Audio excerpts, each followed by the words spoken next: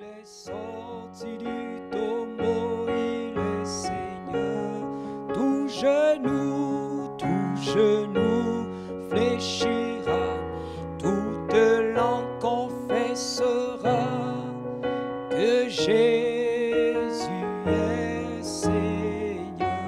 Jésus-Christ, Jésus-Christ, Jésus-Christ est Seigneur. Il est Seigneur, il est sorti du tombeau, il est Seigneur. Tout genou fléchira, toute langue confessera que Jésus est Seigneur. Dieu soit béni. Shalom à vous tous qui nous suivez. Je vous invite à présenter ces temps de prière au Seigneur. Au Seigneur des Seigneurs qui est Jésus-Christ. Au Roi des Rois qui est Jésus-Christ. Il domine au siècle des siècles. Il est vivant pour toujours. Seigneur, merci.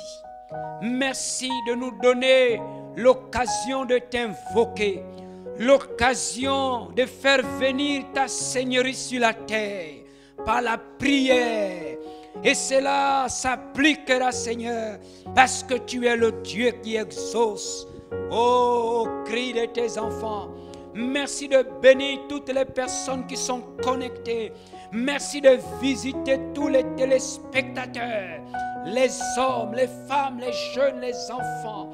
Merci, Seigneur, de te souvenir de nous qui prions en ce moment parce que nous dépendons de toi. Bénis ta parole dans nos cœurs. Oh Seigneur, que ta parole nous encourage. Qu'elle crée à nouveau la foi dans la promesse et la puissance de Dieu. Merci de bénir ces moments. Au nom de Jésus. Amen. Je vous salue dans le beau et précieux nom de Jésus-Christ. Que chaque maison, que chaque personne, où que vous soyez, que la paix du Seigneur, sa grâce et sa miséricorde vous soient multipliées au nom de Jésus-Christ. Amen. Donne-moi donc cette nation. Donne-moi donc cette nation. Nous prierons autour de ce thème. Je vous invite à lire dans le livre de Josué dans l'Ancien Testament, du verset 6 au verset 12 du chapitre 14. Je lis la parole de Dieu.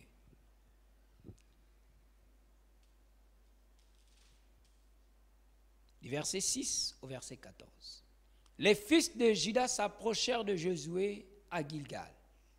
Et Caleb, fils de Jephuné, le Kénizien, lui dit: Tu sais ce que l'Éternel a déclaré à Moïse, homme de Dieu, au sujet de moi et au sujet de toi, à Kades Barnéa.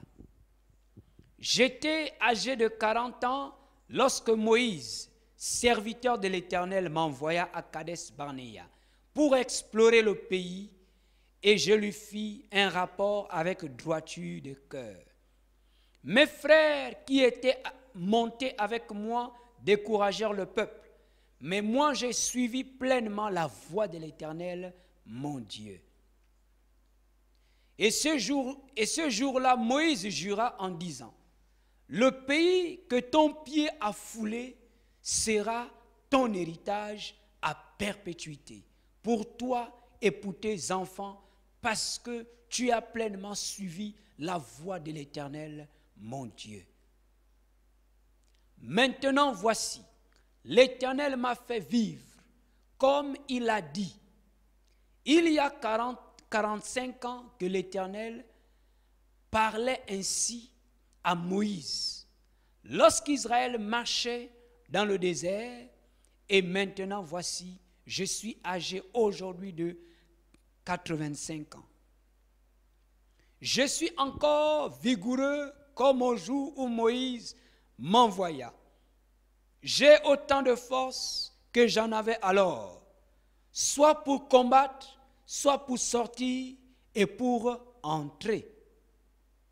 Donne-moi donc cette montagne dont l'Éternel a parlé dans ces temps-là, car tu as appris alors qu'il s'y trouve des Anakim, qu'il y a des villes grandes et fortifiées. L'Éternel sera peut-être avec moi, et je les chasserai comme l'Éternel a dit. Amen, amen, à la parole du Seigneur. Bien-aimés, donne-moi donc cette nation. Ce soir, nous prierons autour de la conquête de Canaan. Plantons le décor sur cette conquête. La Bible nous apprend par les Saintes Écritures que Josué chassa les géants du territoire dont l'Éternel avait parlé et dont il avait hérité. Parce que Josué était un homme de combat, un homme de guerre, il était vigoureux, même dans sa vieillesse, il était consacré à l'Éternel, il était invincible.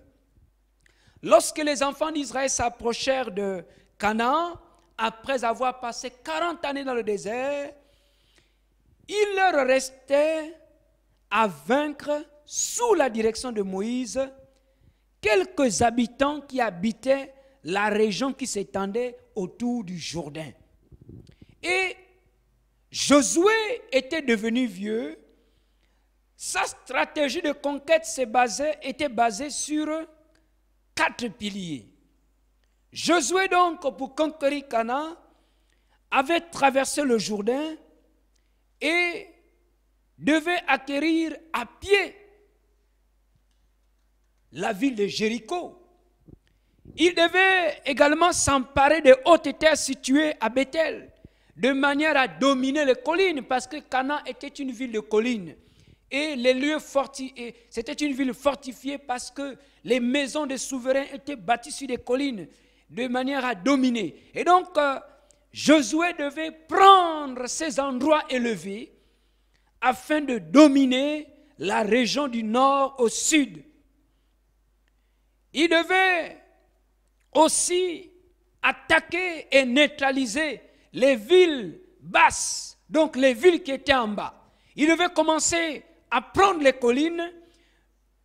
Quand il prenait les collines, ensuite il devait dominer les villes qui sont dans la vallée, des villes qui sont basses, comme Lachis. Enfin, il devait anéantir la puissance de la grande coalition des villes du nord. À leur tête se trouvait Hatzor. Voyez, donc Canaan n'était pas facile à conquérir pour les enfants d'Israël. C'était une ville fortifiée. Lorsque nous revenons dans le chapitre 13, la Bible nous dit que Josué était vieux avancé en âge. L'Éternel lui dit, dans le verset 1er du chapitre 13, « Tu es devenu vieux, Josué. Tu es avancé en âge.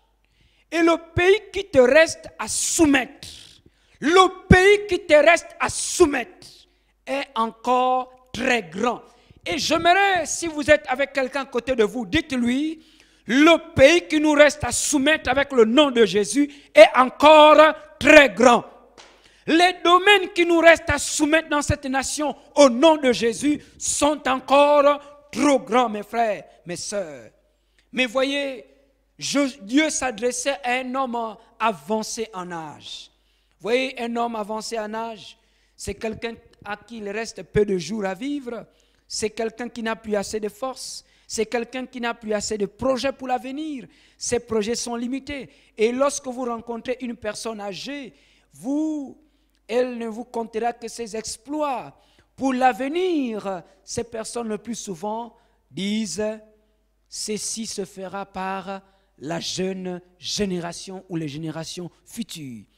Elles savent qu'elles ont fini lorsqu'elles arrivent à un certain âge. C'est des gens qui ont besoin de repos. Et la bonne partie de leur vie est déjà consommée. C'est pourquoi elles donnent elle projette des choses à réaliser avec la prochaine génération. Dieu donc s'adresse à cet homme âgé, mais à côté de lui, il y avait un plus jeune qu'on appelle Caleb. Oui, Caleb était plus jeune que Josué.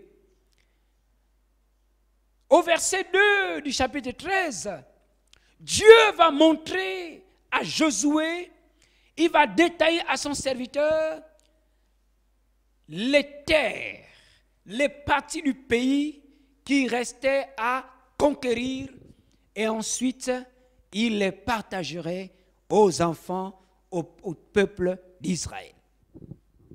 Il parlait de tous les territoires des Philistins, de tous les territoires des Kérésiens, occupés par 5 princes des Philistins, le territoire de Gaza, d'Asdod, de Gath, d'Ascalon, le pays des Éviens, tout le pays des Cananéens, le territoire des Sidoniens.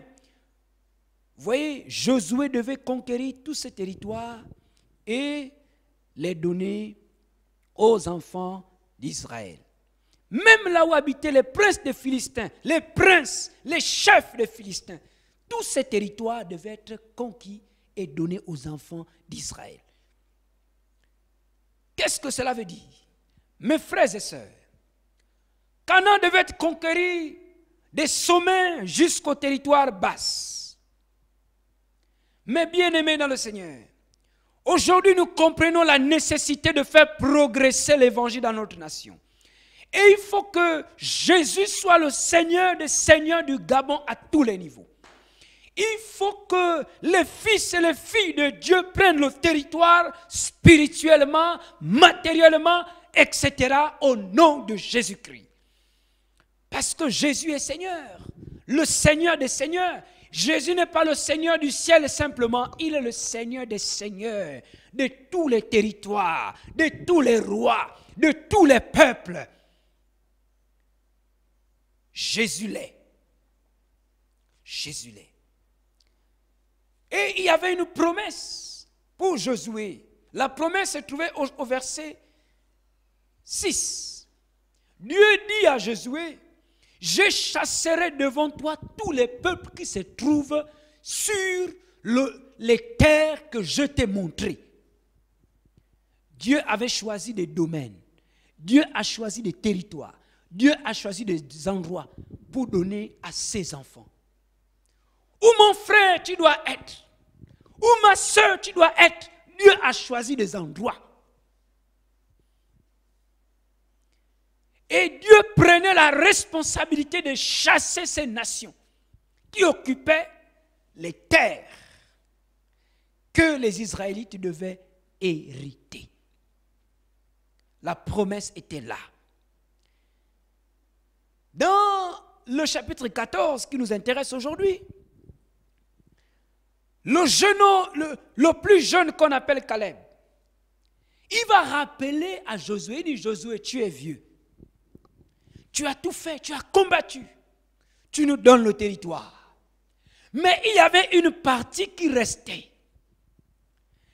Comme je nous ai dit tout à l'heure, pour mieux dominer tout le territoire de Canaan, il fallait prendre les endroits élevés où vivaient les souverains qui dominaient. Mon frère,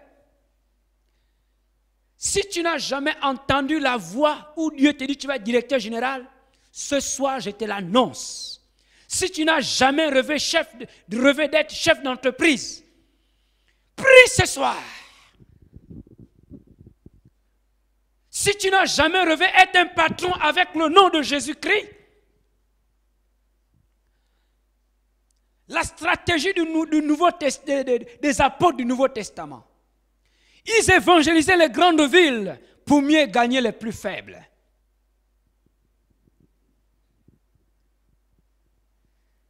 Lorsque les hommes qui sont élevés en dignité connaissent Jésus, c'est facile de gagner ceux qui sont en bas.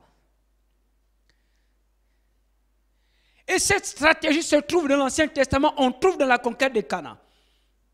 Et donc Caleb rappelle à Josué, il dit, Josué, l'Éternel a promis toute la terre de Canaan.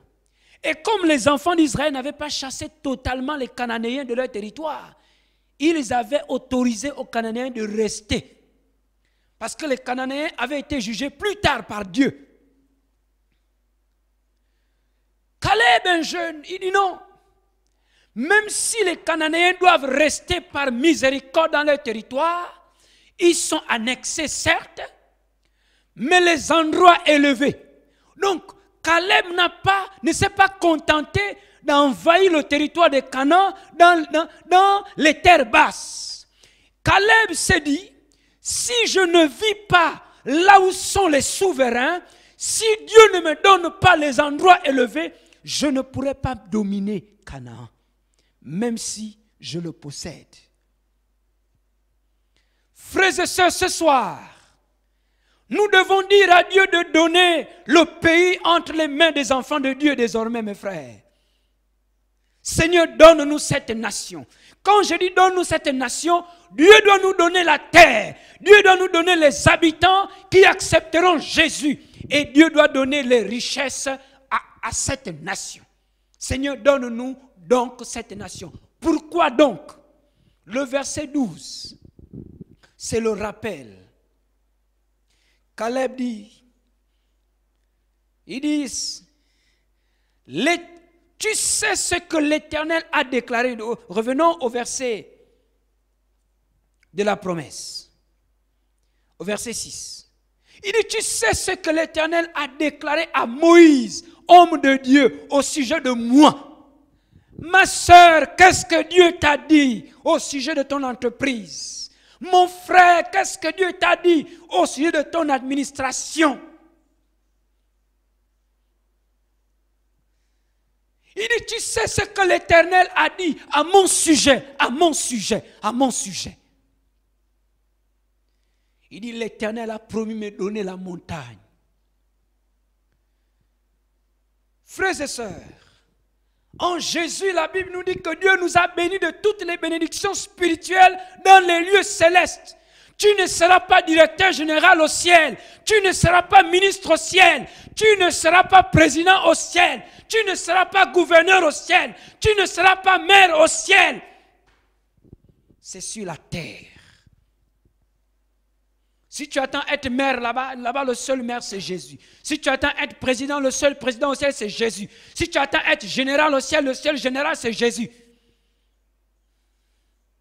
C'est sur la terre. Et là Josué dit, Caleb dit à Josué, dit, mon grand frère, comme disent mes frères du Nord, Anyamboro, la montagne, Dieu me l'avait promise. La montagne. Il dit, j'étais âgé de 40 ans lorsque la promesse m'a été faite. Il dit, j'étais âgé de 40 ans. Il dit, aujourd'hui j'ai 85 ans. Oh, si ce soir, il y a un homme qui avait reçu une promesse d'être je ne sais quoi, d'être levé, maintenant il faut prier, dit Seigneur, j'avais cet âge. Ce soir, je rentre dans ma promesse parce que je veux la nation. Il dit, voici, je suis âgé aujourd'hui de 85 ans. Donc il avait passé 40 ans dans le désert. 40 ans dans le désert. Il dit, mais je suis encore vigoureux. Comme au jour où Moïse m'a envoyé à explorer le pays. Il dit, j'ai encore de la force. Il dit, soit pour combattre. Oh, que ce soir, tous ceux qui sont découragés, tous ceux qui sont affaiblis, tournons nos regards vers l'Éternel, reprenons courage, parce que nous devons prendre le pays au nom de Jésus-Christ. Et vous savez, Dieu dira à Josué, le pays qui te reste à soumettre avec le nom du Seigneur est encore vaste. Donne-moi donc cette montagne. Il dit, donne-moi donc cette montagne. pour mieux dominer tout le territoire de Canaan, il faut que je sois positionné. Il faut que ma demeure, il faut que je sois placé sur cette montagne. Vous voyez, il fallait dominer. Alléluia. Ce soir, c'est là que Dieu nous élève pour dominer avec le nom de Jésus-Christ. C'est aussi une prière spirituelle, mon frère.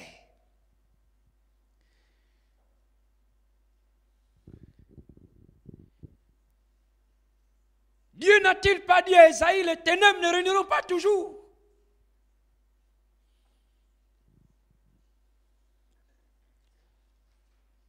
Commence à prier. Il dit, donne-moi donc cette montagne dont l'Éternel a parlé dans ces temps-là. Dieu avait dit à Caleb, lorsque la terre qu'a foulé tes pieds sera ton héritage. Dieu l'avait dit à Abraham, Dieu l'a dit à Josué et Dieu l'a dit à Caleb. Et c'est pourquoi Caleb ne voulait pas mourir. Il dit, le territoire m'a été donné. Il a été donné à moi, à mes enfants et à mes petits-enfants. Donc je prends. Il ne voulait pas seulement prendre le territoire, mais il voulait les lieux élevés pour mieux dominer. Pourquoi Caleb? Caleb, on nous dit que Caleb avait suivi la voie de l'Éternel. Il dit, j'ai suivi pleinement la voie de l'Éternel. Donne-moi donc cette montagne dont l'Éternel a parlé. Il dit, l'Éternel sera peut-être avec moi et je les chasserai comme l'Éternel a dit. Pas un homme. L'Éternel a dit. L'Éternel a dit. L'Éternel a dit. Tu prendras le pays, mais pour mieux le dominer, pour mieux le soumettre à la seigneurie de Jésus-Christ, il faut être sur la montagne. Caleb était parmi les explorateurs. Mon frère, pourquoi il n'y a que ceux qui ne connaissent pas Jésus, qui veulent être ministres, qui veulent être directeurs généraux, qui veulent être chefs de service, et les chrétiens sont dans la fausse humilité? Au lieu de convoiter, cherchons à savoir ce que l'Éternel a dit au sujet de nos vies, au sujet de mon travail, au sujet de mon avenir, au sujet de cette nation. Ce soir, tu vas prier avec moi. Seigneur, donne-moi donc cette nation au nom de Jésus-Christ. Au nom de Jésus-Christ. Et ce soir, nous allons prier. Quels sont les ennemis spirituels qui font obstacle à tout ceci, à nos progrès spirituels, au progrès de l'Église dans le Gabon, et même au progrès du Gabon? Il faut arracher la nation entre les mains des ennemis de la croix, des ennemis spirituels, qui empêchent les progrès de Dieu, qui empêchent les progrès de l'Église, qui empêchent les progrès du Gabon, qui empêchent même nos progrès spirituels, nos progrès professionnels. Oh, gloire à Dieu ce soir. Que Dieu soit béni. Nous allons élever la voix. Nous allons élever la voix. Seigneur, donne-moi cet endroit. Je sais que tu as besoin de quelque chose. Seigneur, donne-moi telle chose. Donne-moi cet endroit. Donne-moi cette concession. Donne-moi ce poste. Donne-moi ceci. Mais pas pour nous. Pour que le nom de Jésus soit élevé. Parce que ce n'est pas la peine de demander des choses que nous ne pourrions gérer. Mais nous voulons le Gabon pour Jésus-Christ. Nous voulons le Gabon pour Jésus-Christ. Donne-nous cette nation. Donne-nous cette nation au nom de Jésus-Christ, afin que ton règne vienne. Alléluia. Donne-nous cette nation. Je prie maintenant avec tous les téléspectateurs. Mesdames et messieurs, vous qui nous suivez actuellement, alléluia, nous devons demander à Dieu le Gabon pour Jésus. Demandons à Dieu le Gabon pour Jésus. Que Jésus soit ministre, que Jésus soit président de la République, que Jésus soit gouverneur, que Jésus soit sénateur, que Jésus soit député, que Jésus prenne tout au nom de Jésus. Ce soir, Seigneur, nous prions au nom de Jésus-Christ. Comme Josué avait reçu la promesse, il a donné aux enfants d'Israël le territoire. Caleb avait la nation. Caleb avait Canaan. Seigneur, il ne s'est pas contenté des terres basses. Il ne s'est pas contenté, Seigneur, d'être le subalterne, alors qu'il avait la capacité, alors qu'il avait la promesse d'être élevé sur les collines, afin de dominer avec toi, Seigneur. Et c'est la prière que nous adressons à Dieu ce soir. Seigneur, au nom puissant de Jésus, nous demandons cette nation à l'Éternel pour Jésus. Nous demandons le Gabon pour Jésus. Oh Seigneur, nous demandons le Gabon pour Jésus. Et nous faisons trembler, Seigneur, oh tous les ennemis spirituels, tous les ennemis physiques, Seigneur, qui empêchent le progrès du Gabon, qui empêchent le progrès de l'Église, au nom de Jésus de Nazareth, au nom de Jésus-Christ, Seigneur. Seigneur, là où tu as prévu t'élever avec un fils du royaume, Seigneur, lève-toi. Seigneur, si tu as prévu être un général avec un fils de Dieu, lève-toi. Si tu as prévu être ministre avec un fils de Dieu, lève-toi. Si tu as prévu être gouverneur avec un fils de Dieu, lève-toi. Si tu as prévu être directeur avec un fils de Dieu, lève-toi, Seigneur. Si tu as prévu être président de la République avec un fils de Dieu, lève-toi, Seigneur. Seigneur, lève-toi maintenant. Tu as dit dans ta parole, tu es au-dessus du règne des hommes. Et tu domines sur ce règne de génération en génération, d'éternité en éternité. Merci Seigneur de ce que nous avons saisi ta parole, de ce que nous avons saisi la prophétie de Dieu. Que ton nom soit loué ce soir, que ton nom soit béni dans le nom de Jésus-Christ. Merci de nous bénir, merci de bénir ton peuple. Merci de bénir tous les téléspectateurs. Et je voudrais dire ici, si quelqu'un nous a suivis, n'a pas encore fait la paix avec Jésus, Jésus veut également s'élever avec toi dans cette nation. Tu peux encore accepter Jésus et lui dire, Seigneur, je t'accepte comme mon sauveur, comme mon Seigneur.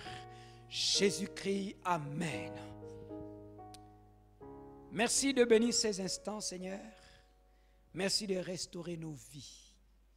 Sois avec nos maisons, dans le nom de Jésus. Amen. Merci d'être avec nous dans la prière. Merci d'avoir prié. Que Dieu vous bénisse. Amen, amen. Je vous donne un rendez-vous à jeudi.